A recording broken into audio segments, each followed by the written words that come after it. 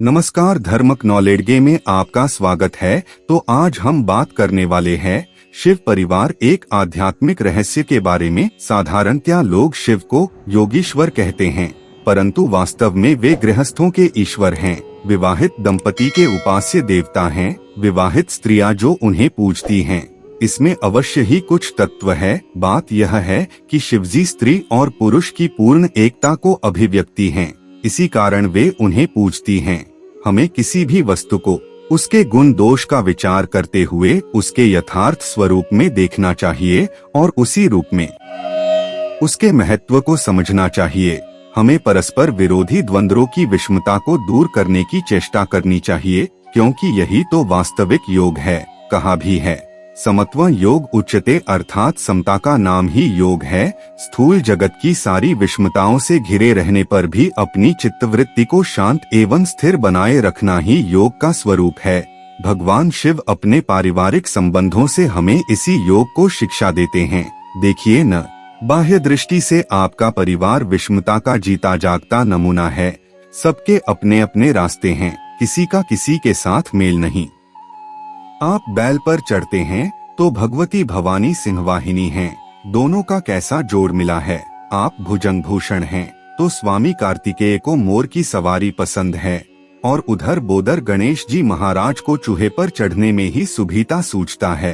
आपने गंगा जी को सिर पर चढ़ा रखा है, जिससे पार्वती जी को दिन रात सौतियाड़ा हुआ करता होगा। इस प्रकार आपकी गृहस्थी क्या है, मानो झंझट की पिटारी है। मानसिक शांति और पारिवारिक सुख के लिए कैसा सुंदर साज जुटा है। परंतु भगवान शिव तो प्रेम और शांति के अथाह समुद्र एवं सच्चे योगी ठहरे। उनके मंगलमय शासन में सभी प्राणी अपना स्वाभाविक वैर भाव भुलाकर आपस में तथा संसार के अन्य सब जीवों के साथ पूर्ण शांतिमय जीवन व्यतीत कर सकते हैं। स्वयं उनका तो किसी के साथ द्वेष है नहीं, वे तो आनंदरूप ही हैं। जो कोई उनके संपर्क में आता है वह भी आनंदरूप बन जाता है। उनके चारों ओर आनंद के ही परमाणु फैले रहते हैं। यही महेश का सबसे महान गुण है, और इसीलिए आप शिव कल्याण रूप एवं शंकर आनंददाता कहलाते हैं।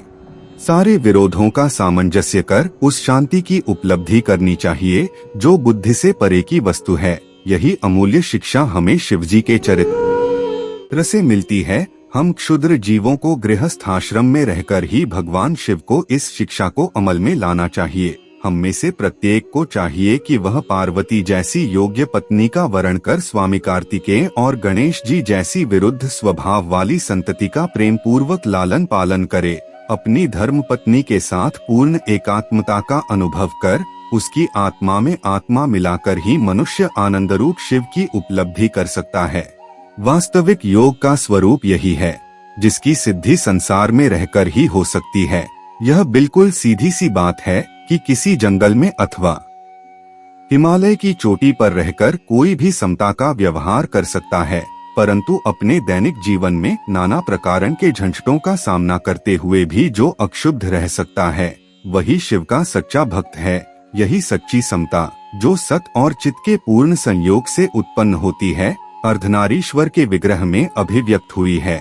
इसमें पुरुष प्रकृति के संयोग द्वारा माया द्वंद्वमय जगत के आवरण को भेद कर आनंदरूप पूर्णता को प्राप्त कर लेता है। तब सारे विरोध मिट जाते हैं और मनुष्य उस स्थिति में पहुंच जाता है जहां न पुरुष है, न प्रकृति, न स्त्री है, न पुरुष, केवल एक अद्वितीय वस्तु एकमेवाद्वितीयम ही शेष रह जाता है। वही अनंत आनंद की मूर्ति अर्धनारीश्वर शिव हैं। उनका परिवार इस द्वंद्वात्मक जगत में ऐक्य का प्रतीक है, जो प्रेम और शांति का संदेश देता है।